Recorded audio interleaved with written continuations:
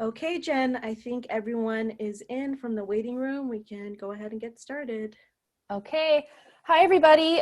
For those of you who weren't in the webinar yesterday, my name is Jennifer Luarca. I'm an academic coach at the Learning Center, and I'm going to talk today a little bit about what to do in an online course and how to prepare yourself to be effective in that setting. And then we'll also cover some study strategies. So let me move on. Oh, I also want to point out that if you want to ask questions, feel free to put those up and I'll address them as much as possible throughout the presentation, okay? So like I said, we're going to cover participation and communication during an online lecture, and then we're going to shift gears and talk a little bit about study strategies today. So first, it's going to be really, also, we're going to have polls, and I just saw the icon there on the screen. So what we're going to do before I cover any content is we're going to take a quick poll. So go ahead and put that one up, Sonia. All right, so if you guys can just answer briefly, how do you feel about asking questions in an online lecture?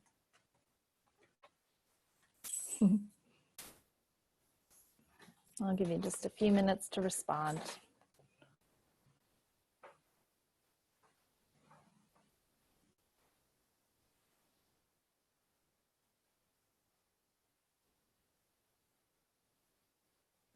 Okay, that might be all of our participants. Oh, there's still a few out there, but we can go ahead and end the polling. So it looks like a lot of you don't like to ask questions, and the second one was we want to look for help somewhere else.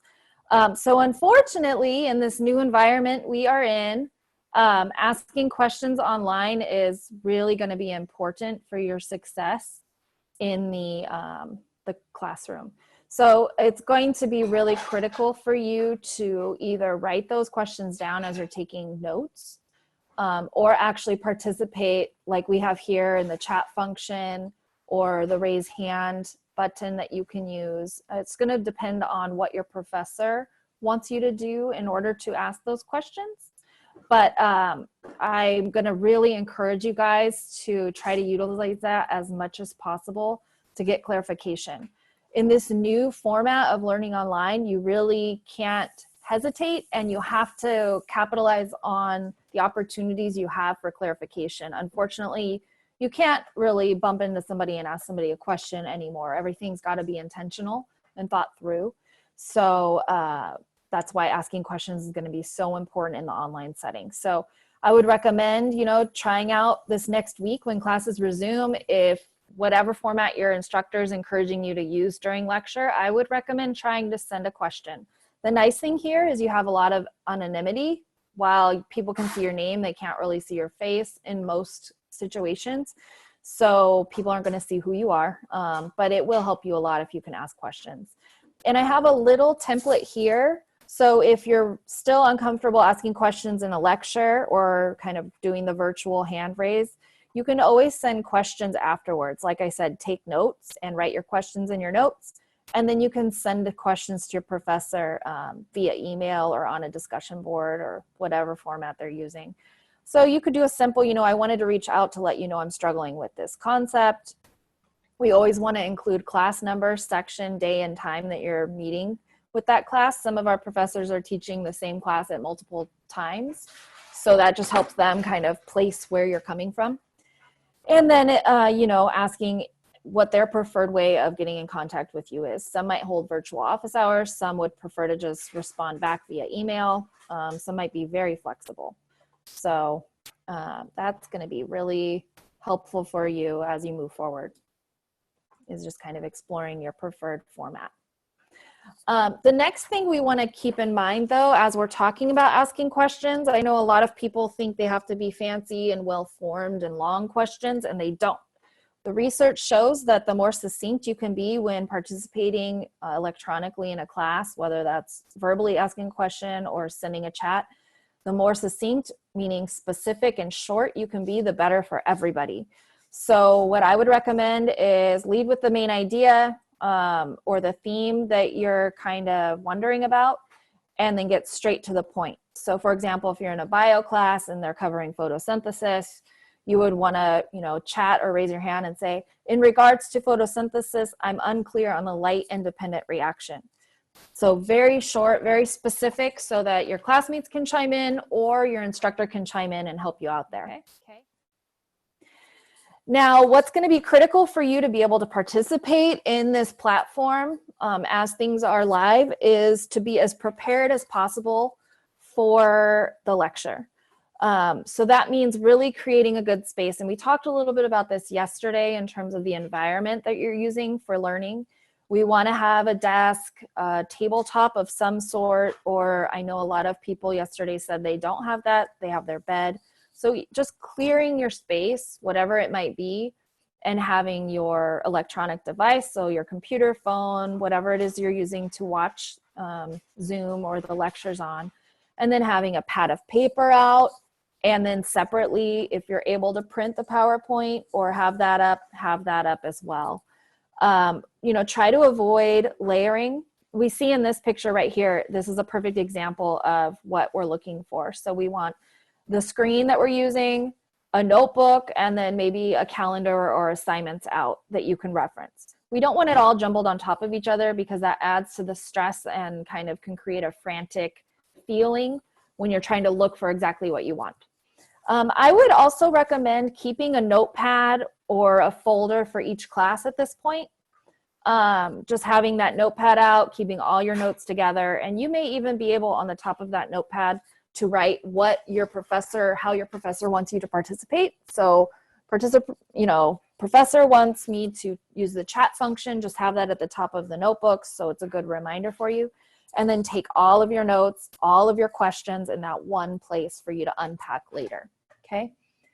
And treat it as much as possible like a live lecture. Even if your instructors are pre-recording lectures, you want to sit and be present with that content for the duration of that lecture. So I know it's really easy to say, oh, I have it at home, I'll just pause and I'll go get this, and then I'll pause and I'll go do that.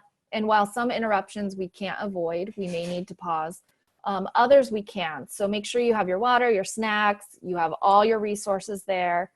And let your housemates, whoever you may be living with, know, you know, I'm going to be on this lecture for an hour, so please don't interrupt unless it's an emergency. So having a do not disturb would be really great, just so that you can have your full attention there. We know from a learning perspective, it's important for you to get the full understanding of the content and not have it break your attention when you're pulled away a bunch. That disrupts your ability to remember the content, okay?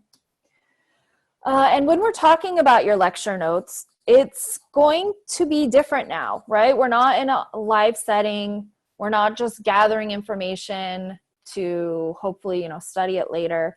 A lot of what's happening as instructors are transitioning to the online platform is they're centering their lecture content around assignments because they need to take roll. They need to engage you in new ways. So what would be a good idea is to always have an idea of what assignments are coming up for the week that you have to complete for that class.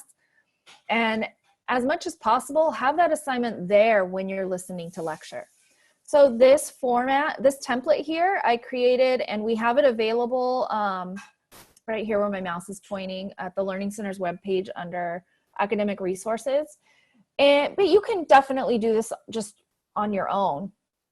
It's going to be really important for you to know, okay, this week I have to complete a discussion board post about this topic, and I have to write a paper about whatever it might be, right? So having one of these for each of your assignments with the key topics, a short description, and then a space for you to either take notes during lecture that focus on these items specifically, or a space for you after lecture to go and take the content from your lecture notes and put it into the assignment template here. This just helps you focus your attention towards the assignment itself. And it might help you a little bit when you're sitting down to study. A lot of times we feel overwhelmed with so many papers and so many things to do. This is a nice way for bio. I'm going to have these 2 assignments. Here are my 2 sheets that I'm focusing on. And it eliminates a lot of the clutter. Rebecca is asking, what can I do if my desk is not big and I only use the laptop at a time? Okay, so yeah, that kind of goes back to some issues people were having with just not having a great big workspace.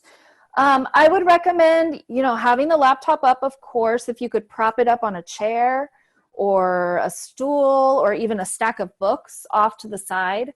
Have that, and then on your lap maybe, or maybe then you can use your desktop to take notes. So because during lectures, it's also hard to have a window open to take notes. Now we're using technology for multiple things, right? Normally you'd be sitting in a lecture and just take notes on your laptop. Now the laptop is the lecture. We want to probably transition as much as possible to handwritten notes or taking notes on another device so that we're not going in and out of the screens too much. Even as I did right now, I lost my chat somehow, and we kind of can lose things, and that takes our attention away from the content. So as much as possible, have the laptop function as the professor, the lecturer for that period of time, and take your notes on something else, okay? And you can just use a chair in your lap if you need to. So our poll. Do you have a learning team for each of your classes? And by team, I mean a group of students that you're working with, or students that you even know, what we would normally call a study group.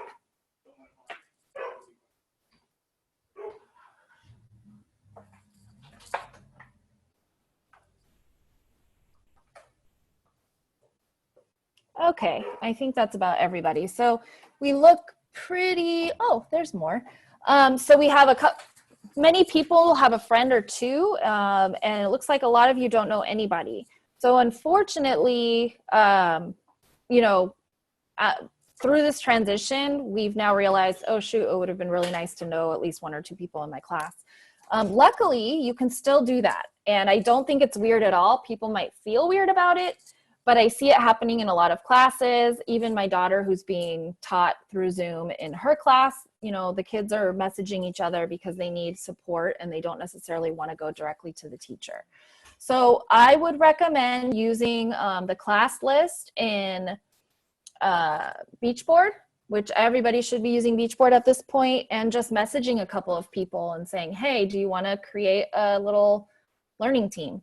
And I'm using the phrase learning team rather than study group because in this platform, we've got to really rely on each other, and our roles have become a lot more important to one another. So it's not just a matter of, oh, do you know this concept? And I know this concept. It's more like checking in with each other, making sure that you're all on track, making sure that you understand the dates and times things are due. And so the level of responsibility is kind of increased peer to peer. So I want you guys to think, whether you call it a team or not, doesn't matter, but I want that to be your frame of mind. And another thing about that is you'll be working in teams when you do go to work. So it's a nice way to start to practice that skill of working with teammates. So I would like for those of you who don't know anybody to try to reach out to a couple of people. I guarantee you people are going to be happy to talk with you in any way, shape, or form, because I think a lot of people are feeling isolated right now and confused. This gives you a really nice way to talk with one another before you go to the professor with questions if you're still uncomfortable talking with your professors, okay? And I would recommend, creating a team meeting for each of your classes at least once a week to check in and make sure that everybody's clear and everybody understands what's going on. Also, within your team, you can create a Google Doc for shared notes and shared study tips. I've seen a lot of students doing this lately, and it is really helpful. Even for professors, if you share those things with your professors, that can be helpful. And then when we're talking about study, I'm going to cover study in just a little bit more, but we want to be able to use our teams to kind of divide and conquer content. So one way to use a learning team is to take concepts that you need to know, divide them amongst the team, set a time for each of you to come on and teach one another, and then move those concepts around the team. So at this format allows everybody to perform as an expert on each piece of content, and it divides responsibility. You can also fill in the gaps for each other if you're not sure about content, okay? So that's going to be a really critical one to your success, I think. And then when we're talking about the learning team, again, the communication is important. And I think throughout we've seen, people aren't entirely comfortable communicating with professors or with classmates, and that's where you've got to grow your skill set, is that communication and willingness to put yourself out there at this point. So make sure you're checking in with learning team members, checking in with your professor on a regular basis, just making sure that you understand your responsibilities, that you understand concepts, and due dates, those types of things, okay? And then you also want to be communicating any challenges you have with your professor immediately. Like I said at the beginning, we don't have the luxury of time. You don't want a lot of time to go by when things are unclear because you may miss out on points. So if you're struggling with internet problems or device issues, if you or a loved one is sick or has symptoms, that needs to be communicated to your instructor. They can allow you extra time and they can work with you in all kinds of ways right now. But in order for them to be flexible, they have to know what's going on with you, okay? And then also, if you're really struggling with an assignment or the structure of the class, let the professor know. A lot of these professors, most probably have not taught online before. They don't understand the full use of the systems. I mean, this is a perfect example today. I've never led a workshop by myself on my end before, so that's why I'm having some screen issues. So a lot of us are just kind of working out kinks. I know I teach a class and I set forth an assignment and I have 140 students in my class. I had about 25 replies of people being confused. So as a professor, that tells me I wasn't clear and I need to go back and clarify things. So your communication isn't just for you, it's helping your professor understand how to use these platforms and how to clarify things and make things as easy as possible moving forward, okay? Now we're gonna shift gears and talk a little bit about studying, okay? We covered a lot about communication and in class. I'd say your takeaway should be that you should be communicating in class as much as possible. But now let's talk about studying.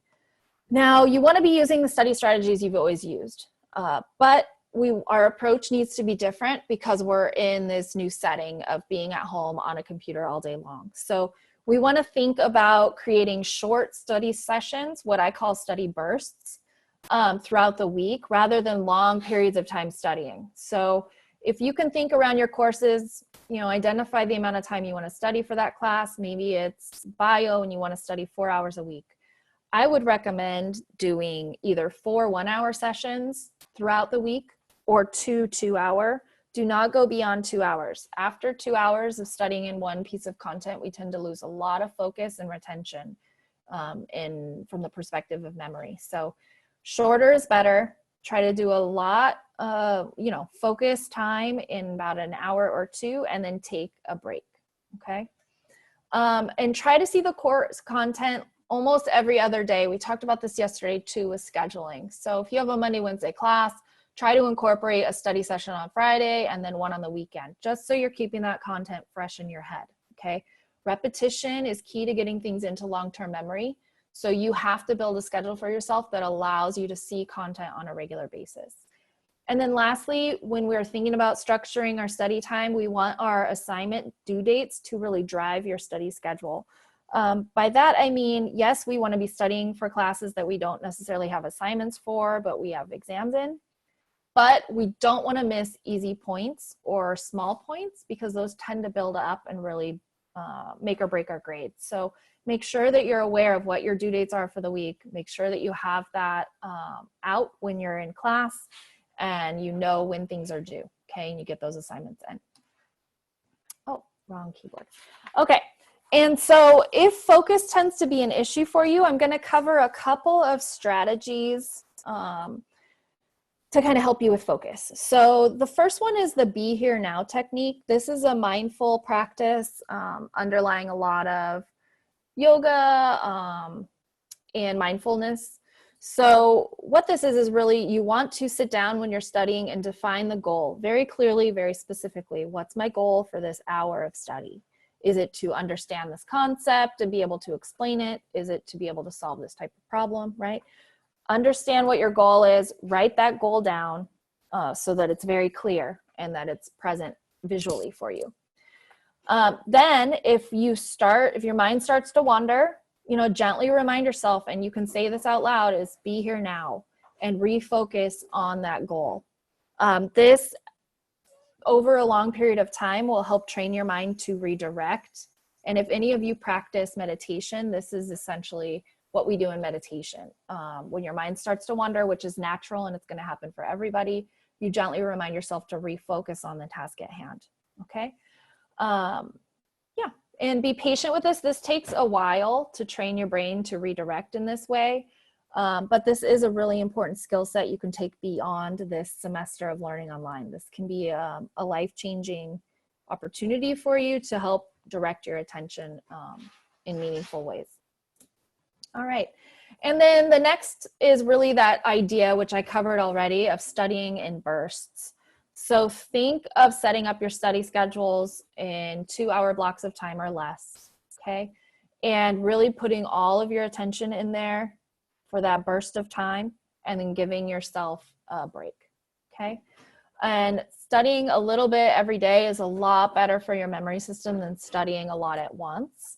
As I said, repetition helps you with retaining information. So if you can build that in, that would be really great. And take your time the rest of this week to kind of figure out your schedule for next week, okay?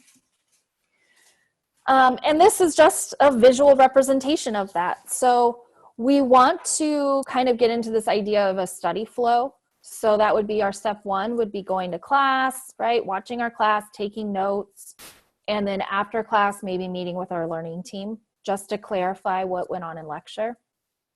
Then we want to take the next step of using active learning strategies to learn the content and solidify that in your memory system. Now we will cover what active learning strategies are in just a second, okay? And then you want to build in a review. So if you are studying 3 times a week, right, you're going to, number one, your first study session is going to focus on clarification and just checking in with your team members and making sure you understand everything, you have all the content. Number 2 is going to be sitting with the content yourself and practicing and seeing what you understand and learning the material, oftentimes using the same strategies you've been using. And then number 3 is going to be reviewing the material, right? Hopefully by memory and not so much by looking at your notes, maybe quizzing yourself. Maybe this is another opportunity for you to join your team and try to teach the content to one another, okay? So that number 2 step is really personal. It's things you do on your own, but 1 and 3 can be done with peers or done using online platforms, okay? And then our last poll question is going to be about learning styles. So if we can put that one up. Who knows what their learning style is? Are you auditory, visual, kinesthetic? Visual being, of course, you have to see things. Kinesthetic being hands-on. Auditory is hearing information.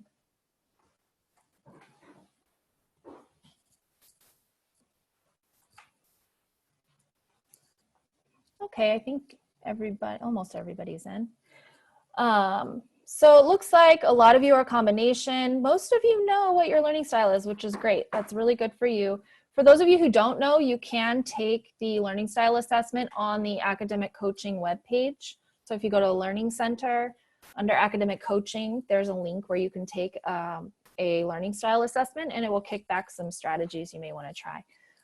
But for those of you here that know, we want to gravitate towards these as much as possible, okay?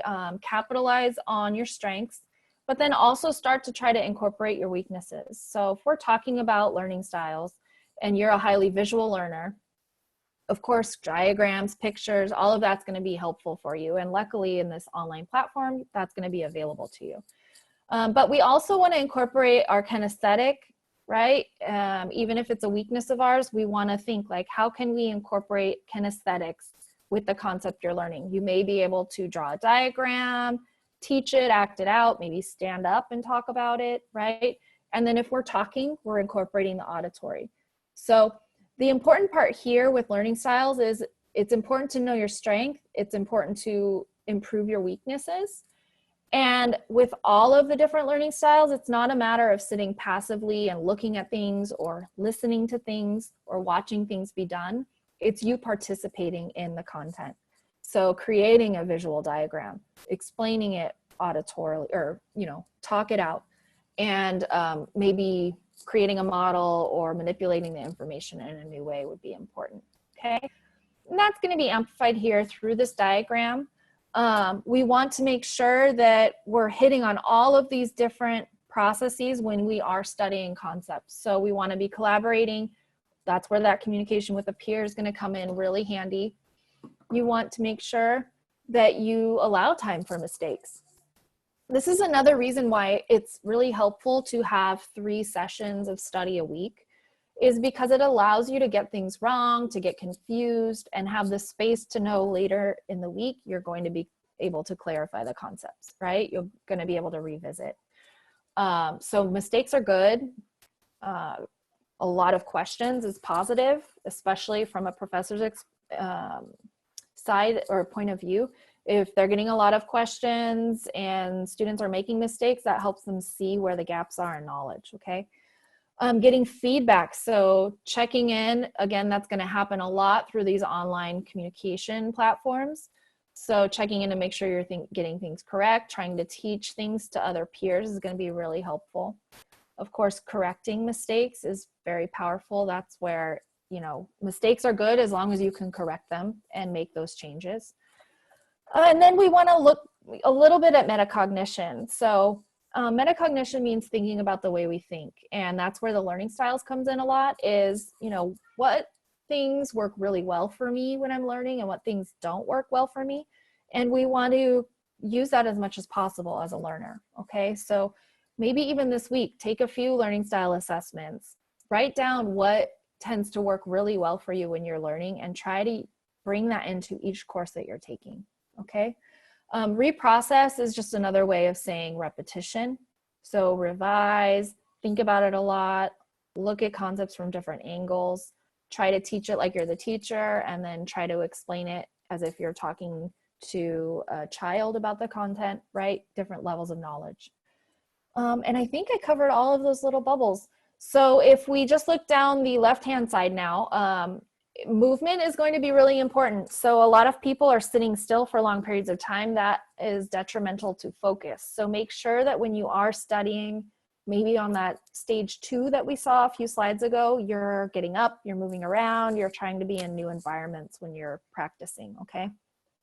And then drawing pictures or diagrams and trying to teach somebody else the content, even if it's an imaginary person, it still can be very, very helpful for you and just helping you identify what you know versus what you don't know, okay? And that's gonna wrap it up here. I hope that was helpful for you guys. I don't know, Sonia, do we have more questions on there? Not in the chat, but I think this is a good time if you were holding on to any questions. If you want to chime in the chat, we'll give you guys a couple of minutes. Yeah, and I'll just kind of cover this last, how to get in touch with me. So I still am meeting with students one-on-one. It's free to meet with me, and we can talk individually about study strategies you may need to develop or struggles you're having studying for specific courses. So you can schedule with me by going on to SSC Advising and Tutoring, just like you would with an advisor, schedule with an advisor, you can schedule with me. So instead of choosing advising, you're going to choose academic coaching and my name there, okay? Also check out the resources we have on our academic coaching webpage. There's a lot of resources, a lot of templates for note-taking and different types of things you can try to use this next week in your classes. Jen, also, Angie wanted to share a couple of things. She is putting together a list of resources. Angie, do you want to chime in? Hi, can you hear me? Yeah. Okay, yeah, so hi, I work with Gen Excel with Sonia, and I'm developing a list of different ways people can modify their learning environment. I know we have a lot of people mentioning their space issues or not having certain things, so I wanted to take a moment and just show people if I could share my screen. Yeah, so I'll stop share. Okay, yeah. Okay. So share screen. So basically it will be posted on our Instagram. So you can see this. This is our Instagram. Can you guys see it? Yes. Mm-hmm. Okay, so this is our Instagram. I will be posting every week on Tuesday. I'm focusing on resources that are more virtual or any other things we think students might be needing at this time. So this upcoming week, I will be posting different things I've seen like on Amazon, Pinterest, Walmart, just little things that students can purchase or even make themselves so they can have a better learning environment. But this is our page, so you guys can go ahead and follow us, and you can always message us if you have any other questions as well. Just a little Cool. quick plug in. Yeah, I think it's important to, we want to get outside of our traditional idea of what a learning space looks like. We're dealing with what we have in our houses right now. So try to be creative. Things might get a little weird, but as long as it works for you, that's what matters most, and that'll be great. I think there were a few other questions on there. Yeah, Jen, if you can see them on your end, you don't need to share your screen. You can just address them. Let's see. Chat. Okay. So the learning style test is going to be on the academic coaching Do you want me to pull it up? page. Yeah. So what is it? At the Learning Center. Yeah. So you're going to go Learning Center at CSULB. Whatever. Yeah. Oh, okay. There you go. And so you're going to click there. You're going to click on academic coaching. Coaching. There you go.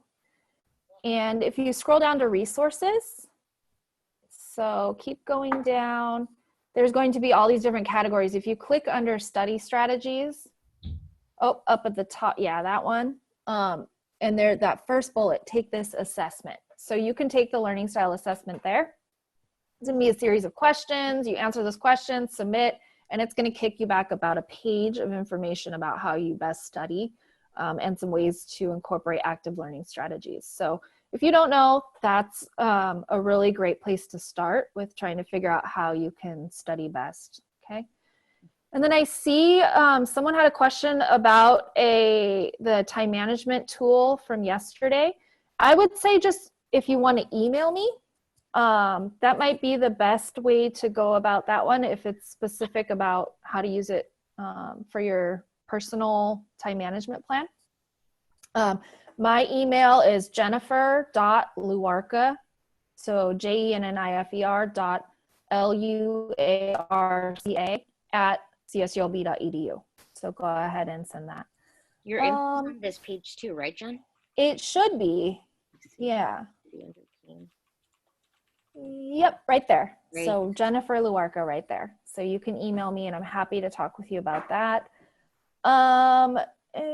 Proof of attendance for class, I would say if you want to just email me also, I'm happy to email you back or email your professor. That's fine.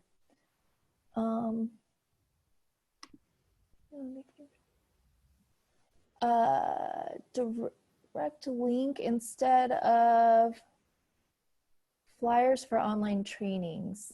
I'm not sure about that one.